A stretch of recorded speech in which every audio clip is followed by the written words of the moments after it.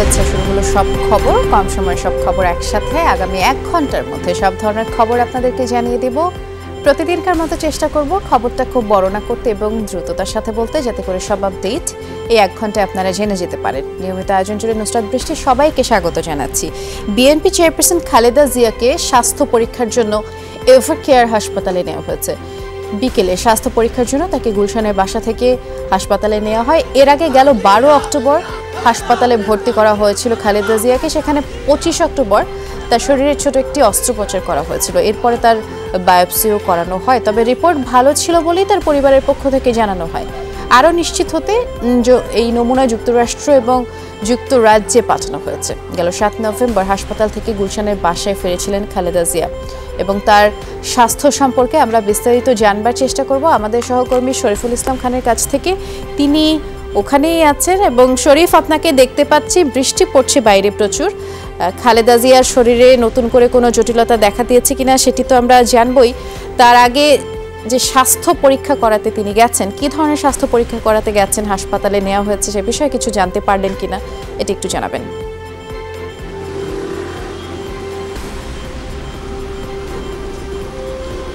যেটি হয়েছে 6টার দিকে বা 6টার কিছুক্ষণ আগে তিনি হাসপাতালে প্রবেশ করেছেন, কারণ 5:30টার পর গুলশানের বাসভবন থেকে বের হয়েছেন। আপনি জানেন যে গত 7 নভেম্বর এই হাসপাতাল থেকে চিকিৎসা শেষে তিনি বাসায় ফিরেছিলেন, অর্থাৎ 1 সপ্তাহ কিন্তু হয়নি যে তিনি হাসপাতাল থেকে বাসায় ফিরেছেন। আমরা ডাক্তারদের সঙ্গে বা দলের বিভিন্ন পর্যায়ে নেতাদের সঙ্গে, যাদের সঙ্গে খালেদা জিয়ার কিংবা তাদের বাসার যোগাযোগ রয়েছে, তাদের সঙ্গে কথা বলবার চেষ্টা করেছি।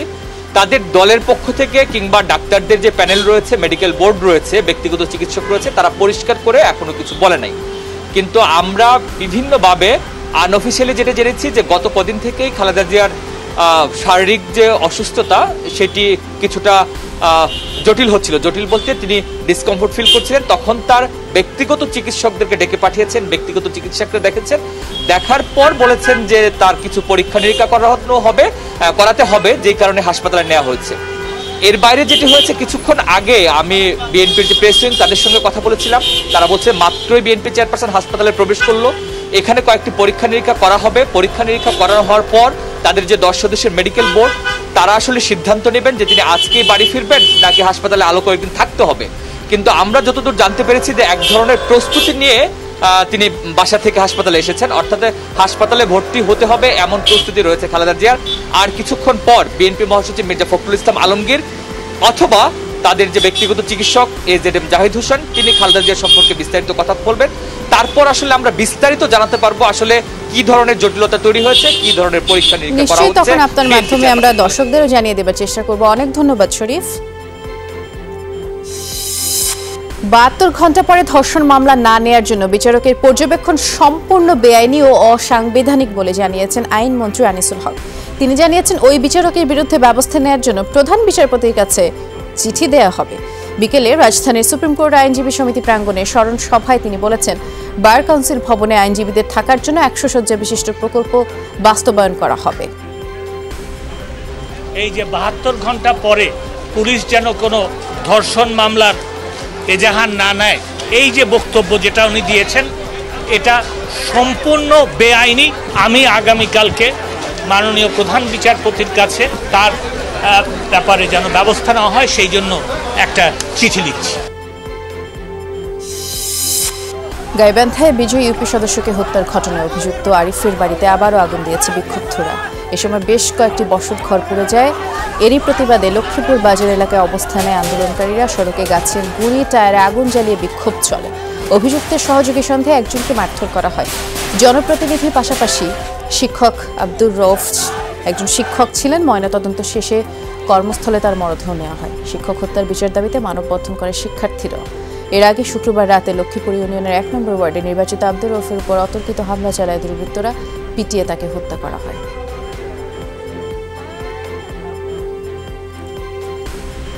আরিফ এসে তাকে ধারালো অস্ত্র দিয়ে মাথায় উপর্যুপরি আঘাত করে এবং আঘাত করার পরে সে পড়ে যায় এবং সে দৌড় দেয়। রুহুল যখন চিল্লাচিল্লি করে তখন রৌফ ভাই বলতেছিল যে আমি মারা গেলাম রে রুহুল। পরে যাওয়ার পরে আবার আমি তাকে গাড়িতে আরেকজন সহকারে উঠে নিয়ে আসছি। এই আমার রক্ত আছে এখানে, তা আমি ওর সুষ্ঠু বিচার এবং ওর ফাঁসি চাই।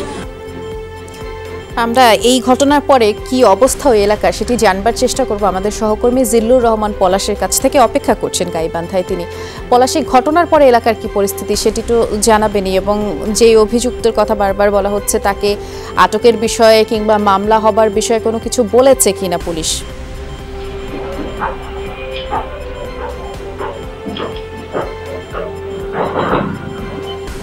বৃষ্টি, আসলে যদি আপনাকে আমি বলি যে পরিবেশ পরিস্থিতি কিন্তু অত্যন্ত থমথমে, এলাকার পরিবেশ পরিস্থিতি থমথমে অবস্থা রয়েছে এবং মানুষ যারা রয়েছেন, কর্মী সমর্থক ছিলেন, যারা আব্দুর রৌফ মাস্টারের সমর্থকরা ছিলেন, তাদের মধ্যে কিন্তু অনেকটা চাপা ক্ষোভ এবং উত্তেজনা বিরাজ করছে। আমরা সারাদিন আজকে দেখেছিলাম যে দুপুরেও তারা কিন্তু সড়ক অবরোধ করেছিলেন, বিক্ষোভ সমাবেশ করেছিলেন এবং তার যারা শিক্ষার্থী রয়েছিলেন এবং তার যে সহকর্মী শিক্ষকরা রয়েছিলেন তারাও কিন্তু বেশ ক্ষুব্ধ এই ঘটনায়। তারাও কিন্তু আন্দোলন করেছেন, এই ঘটনার বিচার চেয়েছেন। আজকে আমরা আসলে 5:30টার দিকে তার লাশ কিন্তু মরদেহ কিন্তু তার নিজ গ্রামের বাড়িতে দাফন সম্পন্ন হয়েছে। এর আগে 4:45টার দিকে আসলে লক্ষ্মীপুর ফুটবল খেলার যে মাঠ রয়েছে সেই মাঠে তার জানাজার নামাজ সম্পন্ন হয়েছে। এর মধ্যে আসলে বলে রাখি আপনাকে যে কালকের এই ঘটনার পর থেকে আজকে সারা দিন ব্যাপী পরিবারের যারা স্বজন রয়েছেন তারা কিন্তু মরদেহ সৎকার করার জন্য কিন্তু ব্যস্ত রয়েছেন। সেই ব্যস্ততার কারণেই তারা কিন্তু এখন পর্যন্ত থানায় লিখিত অভিযোগ করেনি। আমরা পরিবারের সঙ্গে যেটি কথা বলেছিলাম লাশ দাফনের পরেই তারা কিন্তু বলেছিলেন যে সন্ধ্যার পরেই তারা আসলে সদর থানায় আসবেন এবং এই ঘটনায় হত্যা মামলার যে লিখিত এজাহার রয়েছে সেটি কিন্তু তারা দিবেন। সদর থানার ভারপ্রাপ্ত কর্মকর্তা মাসুদুর রহমানের সঙ্গেও আমি কথা বলেছিলাম, তিনি আমাকে যেমনটি জানিয়েছিলেন যে আসলে পরিবারের পক্ষ থেকে লিখিত অভিযোগ পাওয়া মাত্রই এটি কিন্তু মামলা হিসেবে রুজু হবে। আর অভিযুক্ত আরিফ যে রয়েছে তাকে কিন্তু গ্রেপ্তারে কিন্তু চেষ্টা চলছে এবং বেশ কয়েকটা টিম কিন্তু বেশ কিছু এলাকায় কিন্তু অভিযান অব্যাহত রেখেছে। বৃষ্টি, নিশ্চয়ই এর পরবর্তী যে আপডেট আপনার মাধ্যমে জানবার চেষ্টা করব। ধন্যবাদ আপনাকে পলাশ। এদিকে এরকম রংপুরের পীরগাছা অন্নদানগর ইউনিয়নের বিজয়ী এবং পরাজিত মেম্বার প্রার্থীর সমর্থকদের মধ্যে সংঘর্ষে রহিন নামের একজন নিহত হয়েছে, বেশ কয়েকজন আহত হয়েছেন। শুক্রবার সন্ধ্যায় পঞ্চানন্দ গ্রামে এই ঘটনা। পুলিশ এবং স্থানীয়রা জানিয়েছেন 4 নম্বর ওয়ার্ডের বিজয়ী মেম্বার প্রার্থী রিয়াজুল ইসলামের সমর্থকদের সাথে পরাজিত প্রার্থী রফিকুল ইসলামের লোকজনের কথা কাটাকাটি হয়। এক পর্যায়ে সংঘর্ষে জড়ায় দুই পক্ষ এবং এ বিষয়ে আমরা বিস্তারিত জানবার চেষ্টা করব আমাদের সহকর্মী মাজহারুল মান্নানের কাছ থেকে। তিনি অপেক্ষা করছেন। মাজহার, এই ঘটনায় নির্বাচন পরবর্তী যেই পরিস্থিতি হবার কথা সেটি একটু জানাবেন এবং কাউকে আটক করা হলো কিনা? আপনার পেছনে দেখতে পাচ্ছি বেশ লোকজন জড়সড় হয়ে আছে, কেমন অবস্থা দেখছেন সেখানে?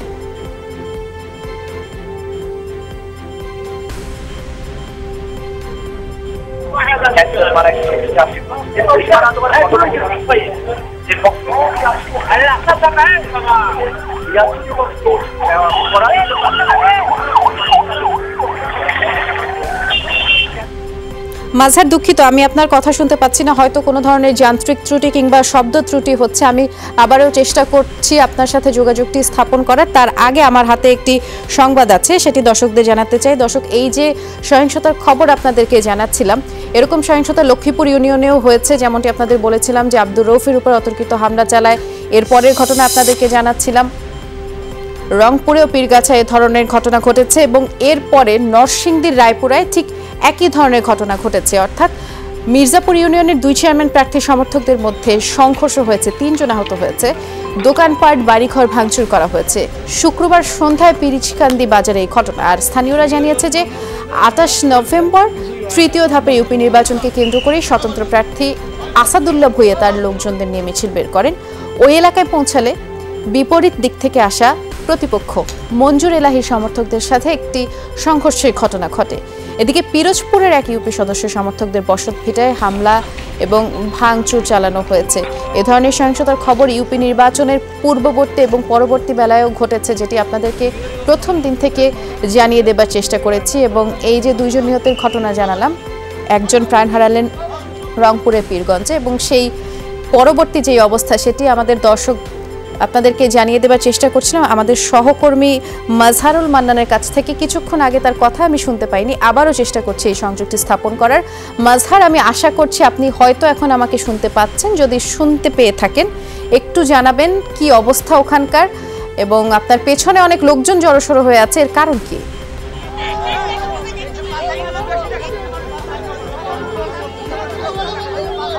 বৃষ্টি, বিষয়টি হচ্ছে সেই যে এলাকাটি পীরগাছার যে পঞ্চানন্দ গ্রামের যে টেন্টন এলাকার যে কথাটি আমি আপনাকে বলছিলাম, সেটির অবস্থা কিন্তু থমথমে। আর আমি যে জায়গাটিতে আছি সেটি কিন্তু একটু তারাগঞ্জের জায়গা। এখানে আসলে যে তৃতীয় ধাপের যে নির্বাচনের যে প্রস্তুতি চলছে এবং প্রচারণা চলছে সেই রকম একটি জায়গা। আর আমি আপনাকে পীরগাছার যে ঘটনাটি বলি, যে তাম্বুলপুর ইউনিয়নের 4 নম্বর ওয়ার্ডের যে বিজয়ী প্রার্থী রিয়াজুল ইসলাম এবং পরাজিত প্রার্থী রফিকুল ইসলামের যে সমর্থক যারা আছেন তাদের মধ্যে যে সংঘর্ষ হয়, সংঘর্ষের মধ্যেই কিন্তু এই রহিম নামে যে রিয়াজুল ইসলাম অর্থাৎ বিজয়ী প্রার্থীর যিনি জ্যাঠাতো ভাই যাকে বলা হচ্ছে, তিনি কিন্তু সেখানে পড়ে যান এবং আহত হন। তাকে রংপুর মেডিকেল কলেজ হাসপাতালে নেওয়ার পর কিন্তু তিনি মারা যান। কিন্তু পুলিশের পক্ষ থেকে বলা হচ্ছে যে সংঘর্ষের মধ্যে তিনি পড়ে কিন্তু সেখানে হয়তো হার্ট অ্যাটাকে মারা গেছে, এরকম একটি কথা বলা হচ্ছে। তবে এই ঘটনার জের ধরে কিন্তু একটি অভিযোগ হয়েছে। আজ সকালের দিকে কিন্তু রহিমকে কিন্তু জানাজা করা হয়েছে এবং তাকে দাফন করা হয়েছে। ওই এলাকায় এখন উত্তেজনা বিরাজ করছে। এর আগে কিন্তু শুক্রবার আরও একটি ঘটনা ঘটে, যে সদর যে ইউনিয়ন আছে পীরগাছার, সেখানে আব্দুল সালাম নামে একজন পরাজিত প্রার্থীর বাড়িতে আরেকজন পরাজিত প্রার্থী মাসুদ রানার সমর্থকরা হামলা চালায় এবং সে ঘটনায় কিন্তু 4 জন আহত হয়। তারা কিন্তু পীরগাছা স্বাস্থ্য কমপ্লেক্সে ভর্তি আছেন। তারও আগে অর্থাৎ তাম্বুলপুর ইউনিয়ন একটি আছে, সেই ইউনিয়নের 1 নম্বর ওয়ার্ডে কিন্তু আরেকজন নাজমুল হোসেন নামে একজন বিজয়ী প্রার্থী আছেন। তার যে সমর্থক আছে তারা হামলা চালিয়েছেন মিজান নামে একজন পরাজিত ব্যক্তির বাড়িতে এবং সেই ঘটনায় কিন্তু আপেল হোসেন সহ তার মা এবং বোন সহ প্রায় 3 জন আহত হয়েছেন। এর বাইরে কিন্তু ঘটনার দিন অর্থাৎ বৃহস্পতিবার কিন্তু সন্ধ্যা 7টায় পীরগঞ্জ উপজেলার যে টকুরিয়া ইউনিয়ন আছে, গোপীনাথপুর যে কেন্দ্র আছে, সেখানে কিন্তু ফলাফলের বাক্স নিয়ে যাওয়া নিয়ে একটি সংঘর্ষ হয়। সেই সংঘর্ষে প্রায় শতাধিক রাউন্ড টিয়ার শেল নিক্ষেপ করে কিন্তু আইনশৃঙ্খলা বাহিনী যারা ছিলেন তারা কিন্তু সেখান থেকে বাক্স নিয়ে যান। এই সবগুলো ঘটনার মধ্যে যেটি বলা হচ্ছে যে আইনানুগ ব্যবস্থা নেয়ার প্রক্রিয়া চলছে বৃষ্টি, এবং সেটি আসলে এখন পর্যন্ত আমরা গ্রেপ্তারের কোনো তথ্য পাইনি। তবে এই 3টি এলাকাতে কিন্তু উত্তেজনা বিরাজ করছে। আর আমি যে জায়গাটিতে আছি সেটি হচ্ছে তারাগঞ্জের একটি বালারহাট নামে একটি জায়গা। আপনি জানেন যে এখানে আগামী 28 নভেম্বর হবে এবং সেজন্য কিন্তু এখানে প্রচারণা চলছে। অনেক ধন্যবাদ, বিস্তারিত তথ্য আপনি জানিয়েছেন। এদিকে নাটোরে ইউপি নির্বাচনের সদস্য পদের ফলাফল পাল্টে দেওয়ার অভিযোগে বিক্ষোভ করেছেন পরাজিত প্রার্থীর সমর্থকরা। দুপুরে সদর উপজেলার লক্ষ্মীপুর বাজারে এই মিছিল বের করা হয়। অভিযোগ, খোলাবাড়িয়া ইউনিয়নের 2 নম্বর ওয়ার্ডের সাধারণ সদস্য পদে নুরুজ্জামানকে 818 ভোটে বিজয়ী ঘোষণা করেন প্রিজাইডিং অফিসার। তারই নিকটতম প্রতিদ্বন্দ্বী আক্তার হোসেন 798 ভোট পেয়েছেন বলেও দেখানো হয়। এই ফলাফল নিয়ে বিজয় মিছিল করে বাড়ি ফেরে নুরুজ্জামানের সমর্থকরা। পরে কলম দিয়ে কেটে আক্তার হোসেনকে বিজয়ী দেখানো হয়। প্রিজাইডিং অফিসার এনামুল হক জানালেন, চূড়ান্ত ফল তুলতে ভুল হওয়ায় পরে সেটি সংশোধন করা হয়েছে। করোনা সতর্কতার মধ্যে এসএসসি পরীক্ষার নতুন অভিজ্ঞতা হতে যাচ্ছে শিক্ষার্থী শিক্ষকদের। কাল থেকে শুরু হতে যাওয়া পরীক্ষা নিতে সবগুলো কেন্দ্র প্রস্তুত। শারীরিক দূরত্ব নিশ্চিত করে আসন বিন্যাস করা হয়েছে। ভিড় কমাতে পরীক্ষার্থীদের সাথে একজনের বেশি অভিভাবক না আসতে অনুরোধ করেছেন শিক্ষকরা। সংক্ষিপ্ত কলেবরে হলেও পরীক্ষার সিদ্ধান্তকে সাধুবাদ জানিয়েছেন শিক্ষক অভিভাবকরা। তারা বলছেন, পরীক্ষার মাধ্যমে পরীক্ষার্থীরা নিজেদের প্রস্তুতি যাচাইয়ের সুযোগ পাবে। 23 নভেম্বর পর্যন্ত এবারে এসএসসি পরীক্ষা হচ্ছে, এজন্য আমি এবং আমার মনে হয় সমস্ত গার্ডিয়ানরাই খুশি। পরীক্ষা দিলে একটা অভিজ্ঞতা থাকে, বিনা পরীক্ষায় যদি অটো পাস হয় তার থেকে এটা ভালো, বেটার। গার্জিয়ানে একটা স্টুডেন্টের সাথে একজন আসলেই আমার মনে হয় ভালো হবে আর কি। যেভাবে পড়েছি প্লাস তো টার্গেট আছে অবশ্যই। 3 মাসে মোটামুটি সব কমপ্লিট হয়ে গেছে, কভার হয়ে গেছে, যেগুলো ল্যাকিং ছিল। তো এই আংশিক পরীক্ষা আমার এই প্রতিষ্ঠানে 30 বছরের চাকরি জীবনে এই প্রথম নিচ্ছি। করোনার কারণে আমাদের এখানে আর বাড়তি নির্দেশনা যোগ হয়েছে যে তাদের স্বাস্থ্যবিধি যেন কোনো ক্রমে লঙ্ঘিত না হয়। গণপরিবহনের ভাড়া নৈরাজ্য ঠেকাতে রাজধানীতে আজও বিআরটি অভিযান চালিয়েছে। তাদের পাশাপাশি মোবাইল কোর্ট পরিচালনা করে জিএমপি। সরকারের বর্ধিত ভাড়া ঠিকঠাক নেওয়া হচ্ছে কিনা এই বিষয়ে তদারকি করে বিআরটি কর্তৃপক্ষ। তবে আজও সরকার নির্ধারিত ভাড়ার চেয়ে বেশি আদায়ের অভিযোগ করেন যাত্রীরা। সড়কে গাড়ি থামিয়ে যাত্রীদের কাছ থেকে অভিযোগ শুনে সেই অনুযায়ী ব্যবস্থাও নিয়েছে বিআরটি। বাড়তি ভাড়া নেয় কয়েকটি পরিবহনকে অর্থদণ্ড দেন নির্বাহী ম্যাজিস্ট্রেট। আগে 50 টাকা করে যাইতাম, এখন 60 টাকা না হয়েছে, 10 টাকা করে বেশি হয়েছে। আসছেন দেখে ভাড়া কমাই দিতেছেন, 5 টাকা যাত্রী ফেরত দিতেছেন, কিন্তু আপনারা চলে যাওয়ার পরে তো আবার সেই 5 টাকা বেশিই নেবে। আমরা যে বাড়তি ভাড়া নেওয়ার কারণে এই কারণে আমাদের 2500 টাকা জরিমানা। যে গাড়িতেই এই ধরনের ভাড়ার চার্জ না থাকবে, অতিরিক্ত ভাড়া নিবে, যাচাই সাপেক্ষে আমরা জরিমানা এবং অন্যান্য আইনানুগ ব্যবস্থা আমরা গ্রহণ করব। ভাড়া নিয়ে নৈরাজ্য বন্ধে চট্টগ্রামে ডিজেল ও গ্যাস চালিত যানবাহন পৃথক করছে সিএমপি। প্রতিটি গাড়িতে লাগানো হচ্ছে স্টিকার এবং ভাড়ার তালিকা। প্রথম দিনে বন্দনগরীর 4টি পয়েন্টে এই কার্যক্রম চলে। এরপর থেকে কেউ এই নির্দেশনা অমান্য করলে কঠোর ব্যবস্থা গ্রহণের হুঁশিয়ারি দিয়েছে পুলিশ ও বিআরটিএ। ডিজেল চালিত গাড়ির যে নতুন ভাড়া নির্ধারণ করা হচ্ছে সেই নির্ধারিত ভাড়ার চার্ট আমরা গাড়িগুলিতে লাগিয়ে দিচ্ছি। গ্যাস চালিত গাড়ি এবং ডিজেল চালিত গাড়িকে আমরা আলাদা করে ফেলব এবং আমাদের প্রত্যেক গাড়িতে আমরা ভাড়ার চার্টটা টাঙিয়ে দেব, যাতে যাত্রীদের সাথে আমাদের গাড়ির স্টাফদের অনাকাঙ্ক্ষিত কোনো ঘটনা বা পরিস্থিতির সৃষ্টি না হয়। যেগুলোতে সিএনজি আছে সেগুলো যদি অতিরিক্ত ভাড়া নেয় সেই ক্ষেত্রে আমাদের ব্যবস্থা নেবে আমাদের ম্যাজিস্ট্রেট স্যার। এতদিন তো মনে করেন যে ঝামেলা হয়েছে, চার দেনা করতে, এখন চার দিচ্ছে আর ঝামেলা হবে না। যাত্রীর জন্য অনেক ভালো হবে, কারণ যাত্রীরা বুঝতে পারবে যে ভাড়াটা আনুমানিক সরকার থেকে নির্ধারিত হয়েছে। এদিকে ডিজেলের দাম বাড়লেও এখনই ট্রেনের টিকিটের দাম বাড়ানো হবে না বলে জানিয়েছেন রেলমন্ত্রী নুরুল ইসলাম সুজন। দীর্ঘদিন বন্ধ থাকা ব্রাহ্মণবাড়িয়া স্টেশনের স্টপেজ পুনরায় চালু করা উপলক্ষে সকালে কমলাপুরে জয়ন্তিকা ট্রেন পরিদর্শন করে তিনি বলেছেন, সরকার যেহেতু ভর্তুকি দিচ্ছে তাই এখন টিকিটের দাম বাড়ানো হচ্ছে না। রেলের ঢিলছোড়া বন্ধে উদ্যোগ নেওয়া হয়েছে বলেও জানিয়েছেন তিনি।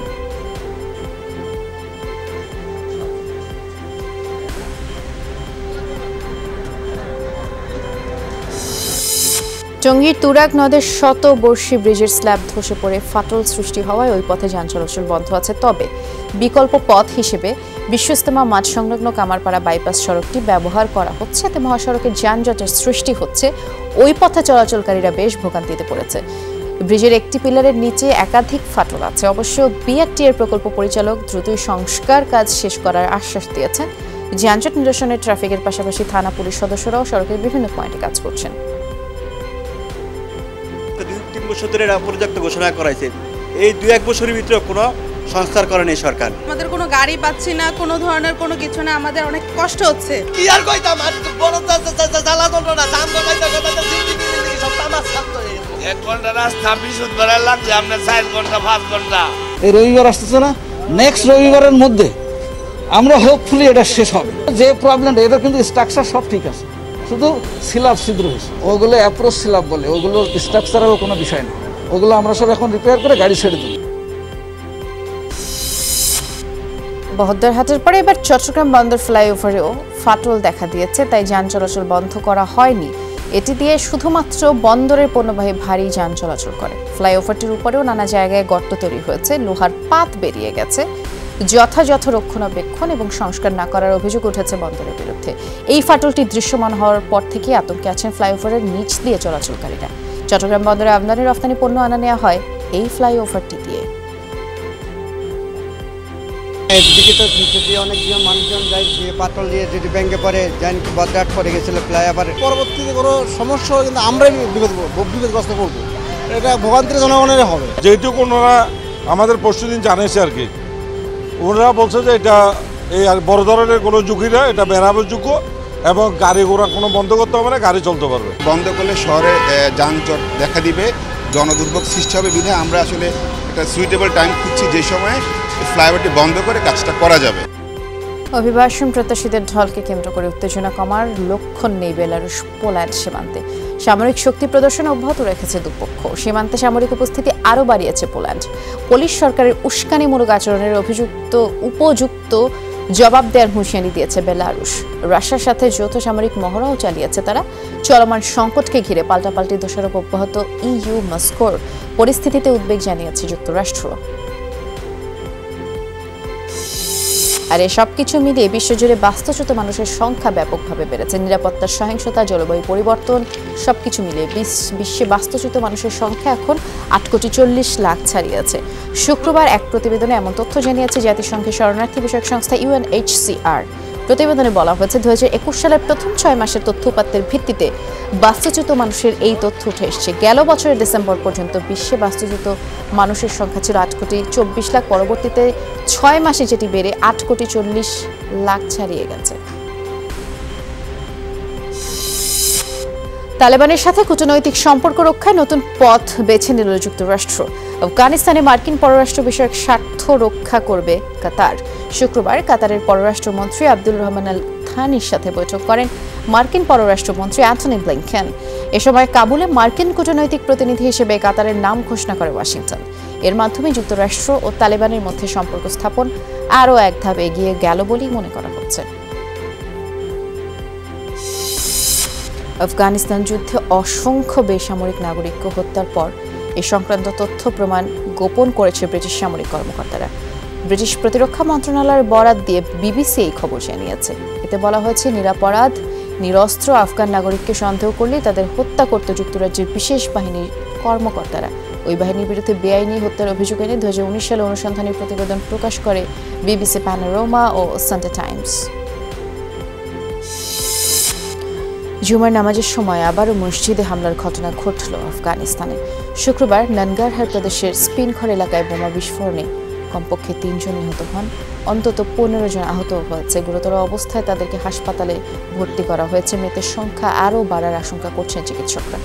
প্রত্যক্ষদর্শীরা বলছে, মসজিদের ভেতরে আগে থেকেই রাখা বোমা বিস্ফোরণে এই হতাহতের ঘটনা ঘটে। হামলার দায় স্বীকার করেছে জঙ্গি সংগঠন আইএস।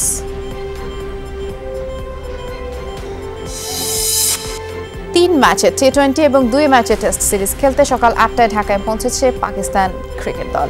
বিশ্বকাপের সেমিফাইনাল থেকে বিদায় নেওয়ার আগে ভাগেই চলে এসেছে তারা। অস্ট্রেলিয়ার কাছে সেমিফাইনালে হেরে টি-20 বিশ্বকাপ থেকে বিদায় নেয় দুর্দান্ত ফর্মে থাকা পাকিস্তান। 16 নভেম্বর ঢাকা আসার কথা থাকলেও 3 দিন আগেই দুবাই থেকে সরাসরি বাংলাদেশে এলো সাকলায়েন মোশতাক শিশুরা। তবে ছুটি পাওয়ায় দলের সাথে আসেননি অধিনায়ক বাবর আজম, শোয়েব মালিক। সিরিজের আগেই ঢাকা পৌঁছাবেন এই 2 ক্রিকেটার। বিমানবন্দর থেকে সরাসরি টিম হোটেলে চলে যাবে পাকিস্তান দল।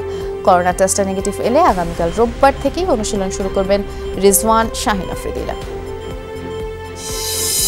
বিশ্বকাপ শেষ হতে না হতেই পদত্যাগ করেছেন বিসিবির অপারেশন ম্যানেজার সাব্বির খান। গত 7 নভেম্বর বিশ্বকাপ থেকে দেশে ফিরে তিনি পদত্যাগ করেন। সম্পূর্ণ ব্যক্তিগত কারণ দেখিয়ে পদত্যাগ করেছেন বলে বিসিবিকে সাব্বির জানিয়েছেন।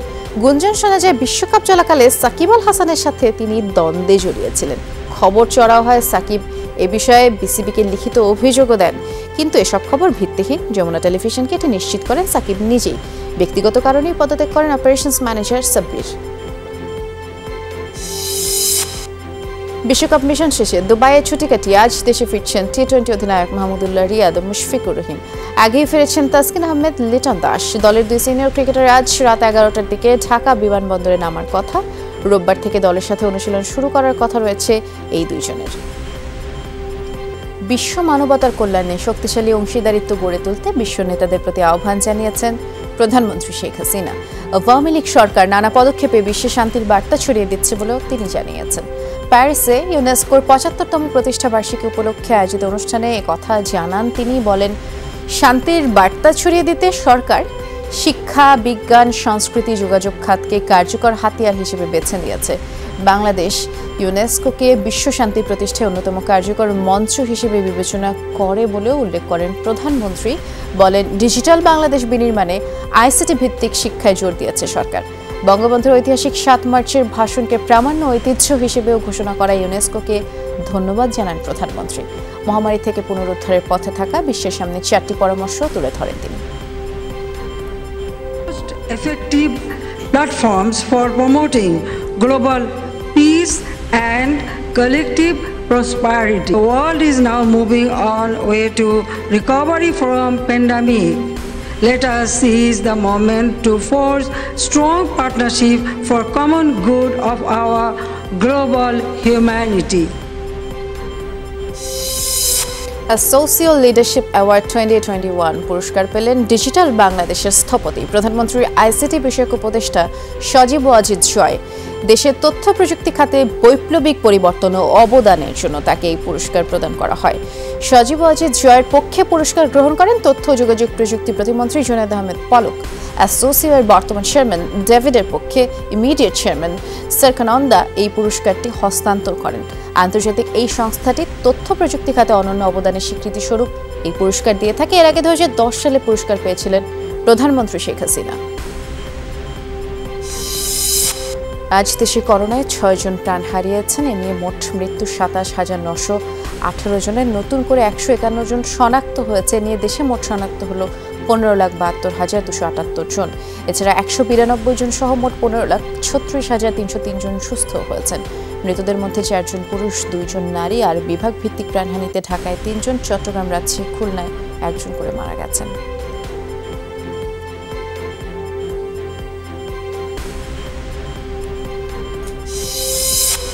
3 দিনেও গ্রেফতার করা যায়নি গম গবেষণা ইনস্টিটিউটের সাবেক মুখ্য বৈজ্ঞানিক কর্মকর্তা আনোয়ার শহীদের হত্যাকারীকে।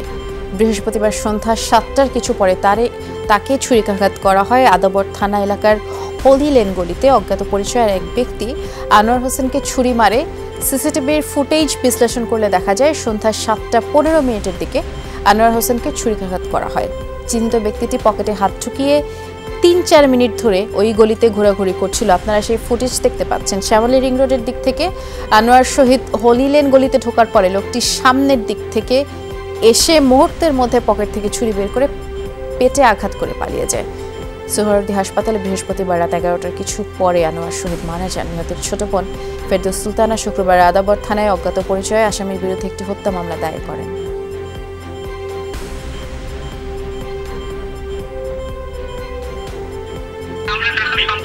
কিভাবে সন্দেহ করবো? এখন তো আমরা জানতেছি না, বুঝতেছি না কাকে সন্দেহ করবো। আমরা কিছুই জানি না যে কিভাবে কি হলো। উনি একজন যে আমার তো মনে হয় না যে ওনার কোনো শত্রু আছে, কিন্তু এখন তো মনে হচ্ছে যে শত্রু কিভাবে বের হলো।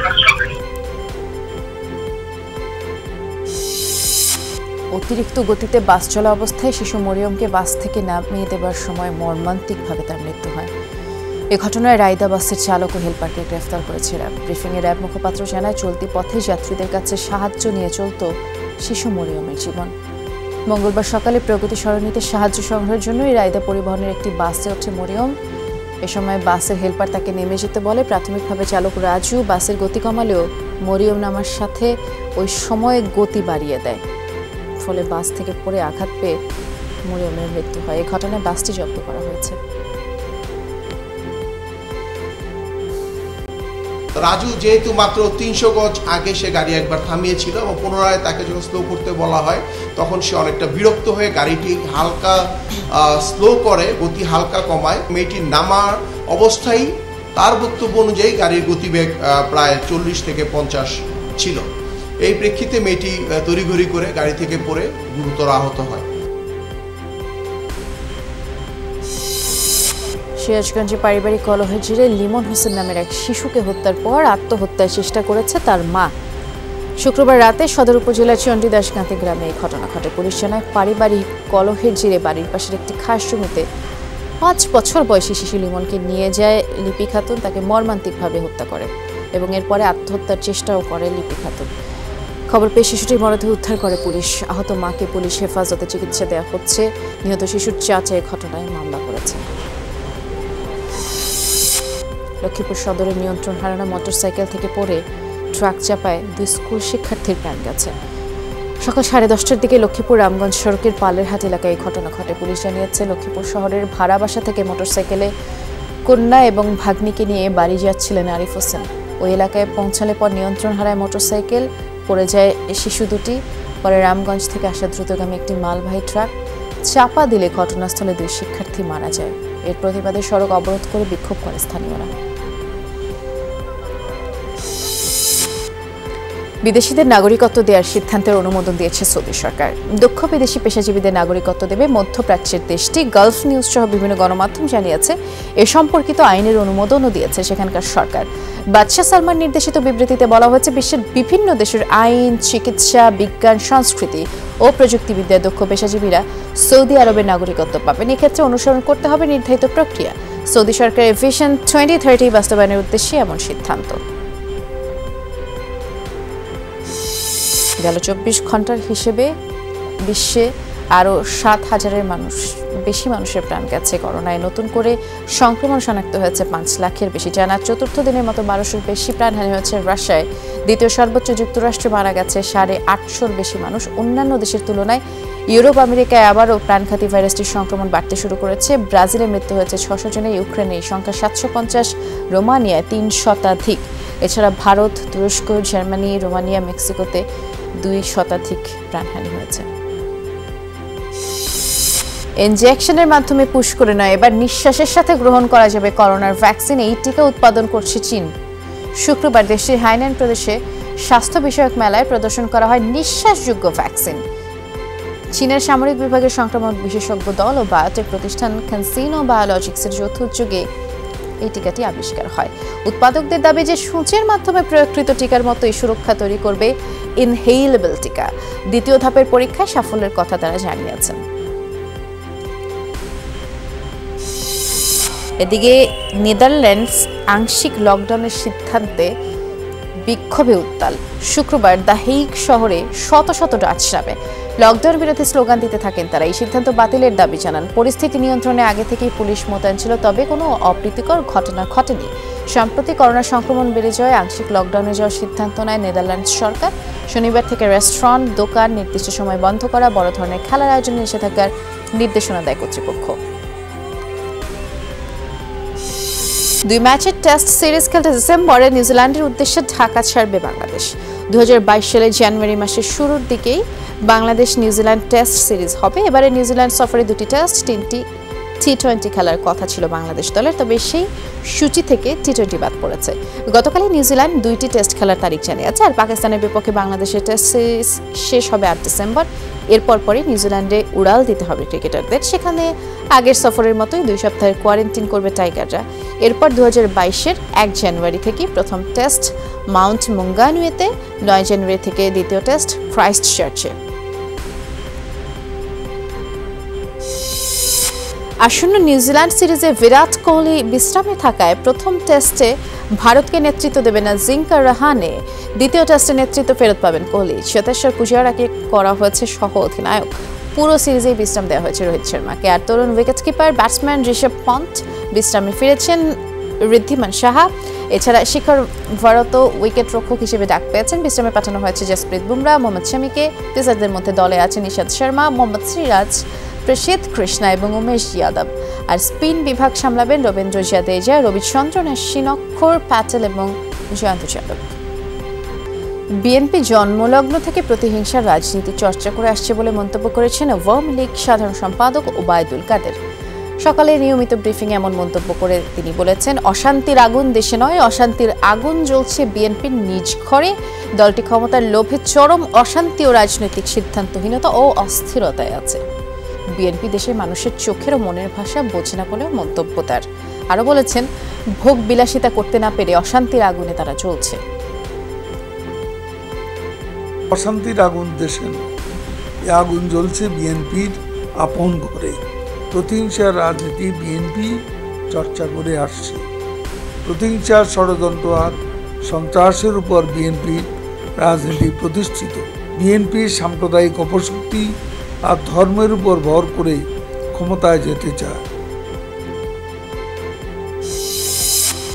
এদিকে সরকার অনুমতি দিচ্ছে না বলে বিএনপি চেয়ারপারসন খালেদা জিয়াকে উন্নত চিকিৎসার জন্য বিদেশে নেওয়া সম্ভব হচ্ছে না বলে অভিযোগ করেছেন মহাসচিব মির্জা ফখরুল ইসলাম আলমগীর।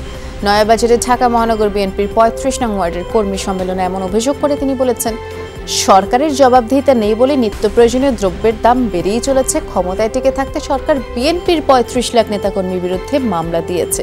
আরও বলেছেন, বর্তমান সরকারের অধীনে সুষ্ঠু নির্বাচন সম্ভব নয়।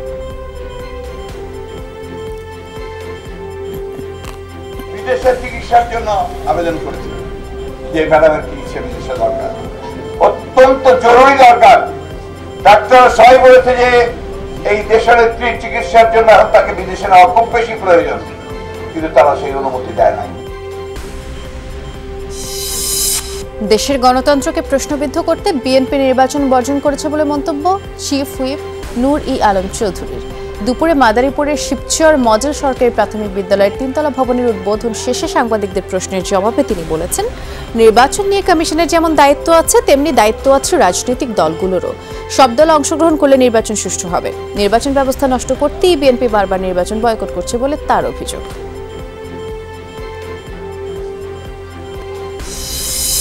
লালমনিরহাটের কালীগঞ্জ সীমান্তে নিহত 2 বাংলাদেশি মরদেহ এখনও ফেরত দেয়নি বিএসএফ। ইদ্রিস আলী ও আসাদুজ্জামানের মরদেহ ফেরত আনতে কোনো উদ্যোগও নেয়নি বিজিবি। আর এ বিষয়ে আনুষ্ঠানিক কোনো বক্তব্যও দেয়নি সীমান্তরক্ষী বাহিনী। শুক্রবার ভোরে সেবকদাস গ্রামের সীমান্ত এলাকায় বাংলাদেশিদের লক্ষ্য করে গুলি ছুড়ে বিএসএফের টহল দল। গুলিবিদ্ধ হয়ে ইদ্রিস আলী ও আসাদুজ্জামান মারা যান। পরে মরদেহ ভারতীয় অংশে নিয়ে যায় বিএসএফ। সেন্ট মার্টিনের ছেড়াদ্বীপ থেকে 7,80,000 পিস ইয়াবা জব্দ করেছে কোস্টগার্ড। শনিবার সকালে কোস্টগার্ড সদর দপ্তরের মিডিয়া কর্মকর্তা লেফটেন্যান্ট খন্দকার মুনিফ তোকি এই তথ্য জানিয়েছেন।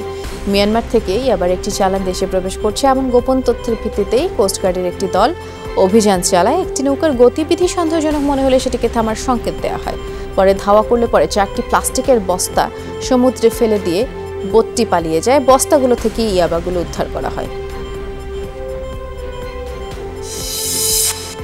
অতিরিক্ত সময়ে গড়ালো গ্লাসগোয় জাতিসংঘের জলবায়ু সম্মেলন। স্থানীয় সময় শুক্রবার সন্ধ্যায় পর্দা নামার কথা ছিল সম্মেলনের, তবে কিছু বিষয়ে সমঝোতা না হওয়ায় এই আলোচনা অব্যাহত রাখা হয়। আলোচকেরা এখনও চুক্তিতে থাকা কিছু শর্ত নিয়ে একমত হতে পারেননি। এতে জলবায়ু সংকট মোকাবেলায় পদক্ষেপ গ্রহণ করা নিয়ে সংশয় দেখা দিয়েছে। শুক্রবার COP26-এ একটি খসড়া চুক্তি প্রকাশ করা হয়। এতে বৈশ্বিক উষ্ণতা বৃদ্ধির হার 1.5 সেলসিয়াসে সীমাবদ্ধ রাখার পাশাপাশি ক্ষতিগ্রস্ত দেশগুলোকে আর্থিক সহায়তার বিষয়টিও উল্লেখ করা হয়।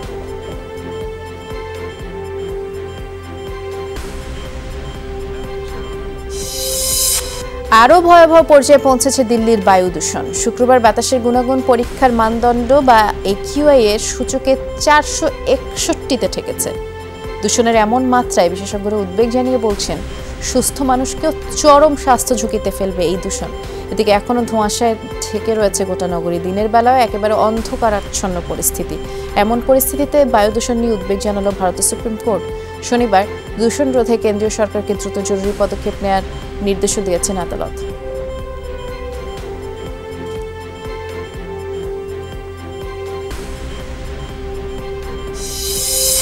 রাসায়নিক সার, কীটনাশক মুক্ত সম্পূর্ণ অর্গানিক চাষাবাদের উদ্যোগ নিয়েছে শ্রীলঙ্কা।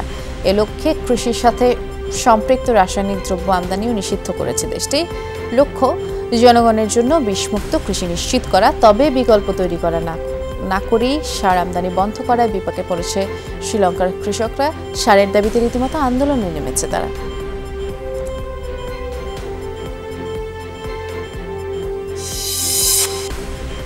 ভারতে চরমপন্থীদের হামলায় 5 সেনা সদস্য সহ কমপক্ষে 7 জন নিহত হয়েছেন। সপরিবারে প্রাণ হারিয়েছেন ভারতীয় সেনাবাহিনীর এক কর্নেল। শনিবার সকালে মিয়ানমারের সীমান্তবর্তী মণিপুর রাজ্যে এই ঘটনা। ভারতীয় গণমাধ্যম জানায়, চূড়াচাঁদপুর এলাকায় তাদের উপর অতর্কিত হামলা করে সন্ত্রাসীরা। ঘটনাস্থলেই কর্নেলের স্ত্রী ও ছেলে নিহত হন। বাকিদের হাসপাতালে নেওয়ার পর মৃত্যু হয়। নিহত কর্নেল 46 আসাম রাইফেলসের কমান্ডিং অফিসার ছিলেন। এ ঘটনার নিন্দা জানিয়েছেন রাজ্যের মুখ্যমন্ত্রী। আরও মাথা খাটিয়ে বল করা উচিত ছিল শাহিন শাহ আফ্রিদির, এমনটাই মনে করেন সাবেক পাকিস্তান অধিনায়ক শাহিদ আফ্রিদি। শাহিনের বলে পরপর ম্যাথিউ ওয়েডের 3টি ছক্কা নিয়ে সমালোচনা করছেন সাবেক এই ক্রিকেটার। শহীদ মনে করেন যে শাহিন অনেক ভালো বোলার।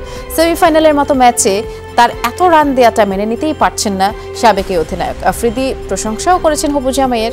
শাহিন শাহ আফ্রিদির মাঝে ওয়াসিম আকরাম, মোহাম্মদ আমিরের ঝলকও দেখতে পান শাহিদ আফ্রিদি।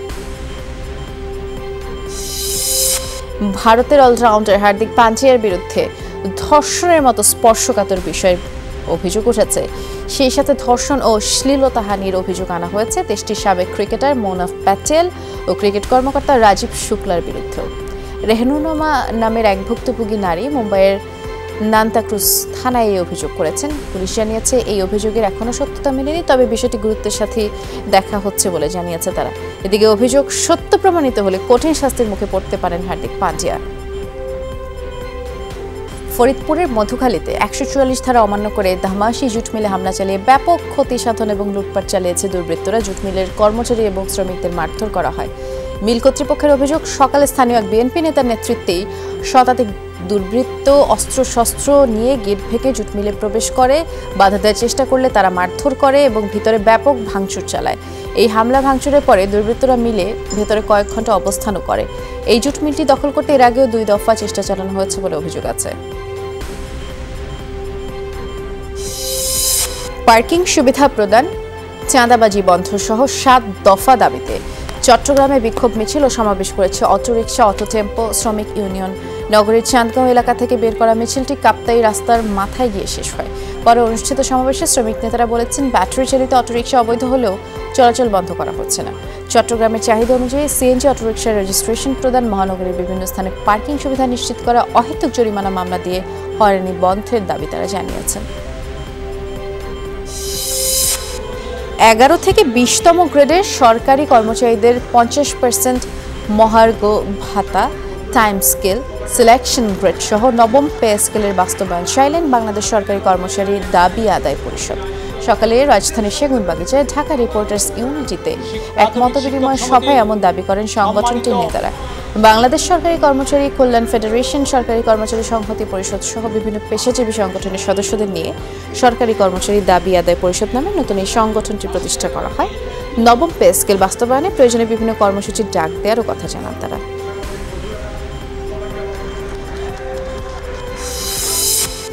আমদানির হার বেড়ে যাওয়া এবং রেমিট্যান্সের পতনের কারণে চাপের মুখে পড়েছে বৈদেশিক লেনদেনের ভারসাম্য। চলতি অর্থবছরের প্রথম 3 মাসে দেশের বাণিজ্য ঘাটতি দাঁড়িয়েছে $650 কোটি, যা গত অর্থবছরের একই সময়ের তুলনায় 3 গুণের বেশি। একদিকে চাহিদা বেশি, অন্যদিকে আন্তর্জাতিক বাজারে পণ্য মূল্যের বৃদ্ধির কারণে আমদানি ব্যয় বাড়ছে। আর বাংলাদেশ ব্যাংকের প্রতিবেদন বলছে গত জুলাই থেকে সেপ্টেম্বরে আমদানিতে ব্যয় হয়েছে $1,732 কোটি, যা গত অর্থবছরের একই সময়ের তুলনায় 48% বেশি।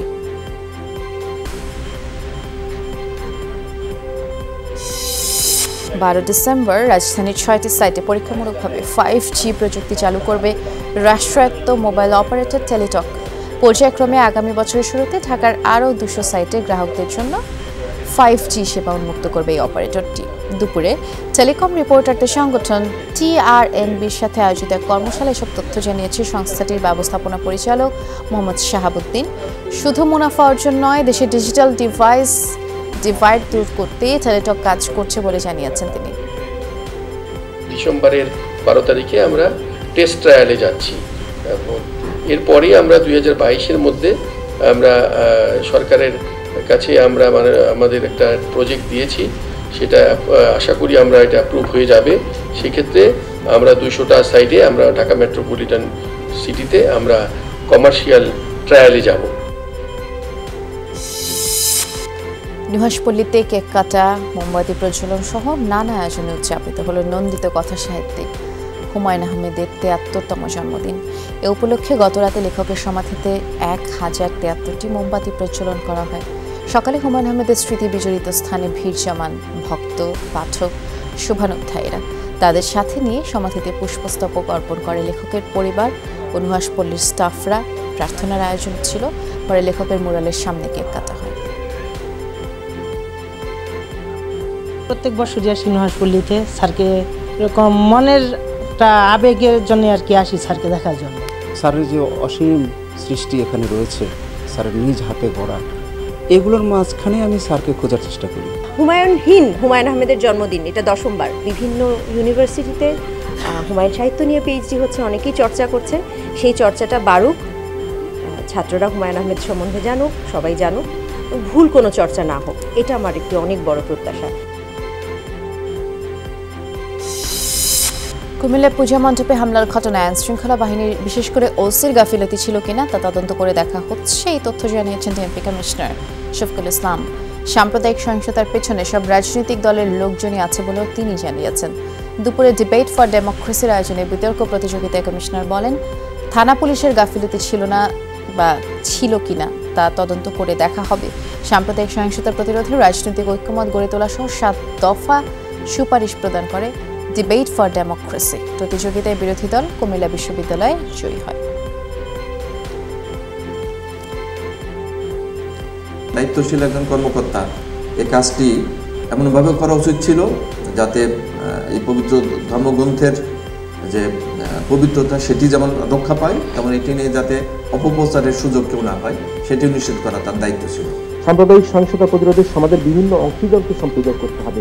আমি যেটা বলেছিলাম, আমাদের আজকে রাজনীতিবিদ, সমাজের যারা সুশীল সমাজের প্রতিনিধি রয়েছেন, শিক্ষার্থীরা রয়েছেন, তরুণরা রয়েছেন, সকলকে আমরা সম্পৃক্ত করে আমরা আমাদের এই গণজাগরণ আমরা তৈরি করতে হবে। কংগ্রেস অবমাননার দায়ে অভিযোগ গঠন করা হয়েছে ডোনাল্ড ট্রাম্পের সাবেক উপদেষ্টা স্টিভ ব্যাননের বিরুদ্ধে। শুক্রবার এক বিবৃতিতে এই তথ্য জানায় মার্কিন বিচার বিভাগ। চলতি বছর ক্যাপিটল হিলে হামলার ঘটনায় কংগ্রেসকে সাক্ষ্য না দেয় এই পদক্ষেপ নিয়েছে। তার বিরুদ্ধে এই পদক্ষেপ এছাড়া হাউসের তদন্ত কমিটির কাছে প্রয়োজনীয় নথিপত্র দিতেও তিনি রাজি হননি। অভিযোগ প্রমাণিত হলে 1 বছর পর্যন্ত জেল, $1 লাখ জরিমানা হতে পারে। গত 6 জানুয়ারি যুক্তরাষ্ট্রের ক্যাপিটল হিলে নজিরবিহীন হামলা চালায় ট্রাম্প সমর্থকরা। ব্রিটেনের কারাগারে বিয়ের অনুমতি পেলেন উইকিলিক্স প্রতিষ্ঠাতা জুলিয়ান অ্যাসাঞ্জ। দীর্ঘদিনের সঙ্গী স্টেলা মরিসকে বিয়ে করতে যাচ্ছেন তিনি। সম্প্রতি কারাগারে বিয়ের অনুমতি চেয়ে কর্তৃপক্ষের কাছে আবেদন করেছিলেন জুলিয়ান। কারা কর্তৃপক্ষ জানায় সাধারণ কয়েদিদের মতে অ্যাসাঞ্জের বিয়ের আবেদন মঞ্জুর করা হয়। 2011 সাল থেকে অ্যাসাঞ্জের সাথে স্টেলার পরিচয়। ইকুয়েডর দূতাবাসে বন্দী থাকাকালে নিয়মিত প্রায় জুলিয়ান অ্যাসাঞ্জকে দেখতে যেতেন স্টেলা। আর সে সময় তার আইনজীবী হিসেবে কাজও করছিলেন স্টেলা। এর 2 বছর পরে বাগদান সম্পন্ন হয় তাদের। আর এই ছিল আজকে সব খবরের সব আপডেটে। এতক্ষণ আপনারা সাথে ছিলেন, অনেক ধন্যবাদ। নিরাপদে থাকবেন।